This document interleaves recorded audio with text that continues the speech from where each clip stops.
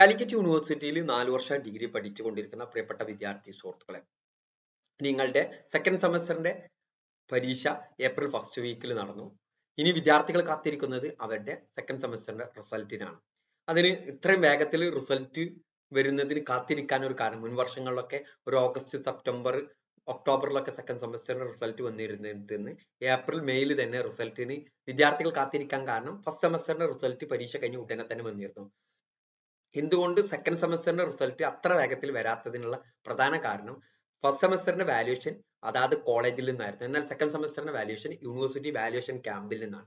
University valuation ക്യാമ്പിൽ കഴിഞ്ഞ ദിവസം മെയ് 12-ാം തീയതി സെക്കൻഡ് സെമസ്റ്ററിന്റെ വാല്യുവേഷൻ ക്യാമ്പ് സ്റ്റാർട്ട് ചെയ്തു.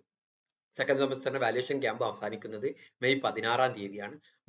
ആ മെയ് 16-ാം തീയതിയോട് കൂടി തന്നെ അതാത് ക്യാമ്പിൽ നിന്ന് മാർക്ക് എൻട്രി ചെയ്ത് യൂണിവേഴ്സിറ്റി സൈറ്റിലേക്ക് എൻറ്റർ ചെയ്യും. എന്നിട്ട് യൂണിവേഴ്സിറ്റിയിൽ അതിന്റെ സെക്ഷൻ ഓഫീസർമാർ ഇത് ചെക്ക് ചെയ്തതിനു ശേഷം ഫൈനലായിട്ട് റിസൾട്ട് വരാനുള്ള സാധ്യത ഉള്ളത് മെയ് 27-ന് മുമ്പുള്ള ഒരു ഡേറ്റിലാണ് റിസൾട്ട് വരാൻ സാധ്യതയുള്ളത്.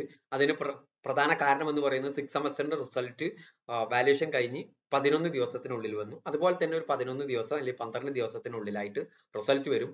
കേരളത്തിലെ ഉന്നത വിദ്യാഭ്യാസ വകുപ്പിന്റെ നിർദ്ദേശം വന്നത് മെയ് മാസത്തിൽ തന്നെ സെക്കൻഡ് സെമസ്റ്ററിന്റെ റിസൾട്ട് വരണമെന്നുള്ളതാണ്. അതുകൊണ്ട് തന്നെ നിങ്ങൾ 4 ഇയർ ഡിഗ്രി വിദ്യാർത്ഥികളുടെ അവരുടെ റിസൾട്ടിന് വെയിറ്റ് ചെയ്യുന്നുണ്ട്. അതിന്റെ നോട്ടിഫിക്കേഷൻ അറിയുന്നതിന് വേണ്ടിയിട്ട് ഈ ചാനൽ ഒന്ന് സബ്സ്ക്രൈബ് ചെയ്യുക. Okay, thank you.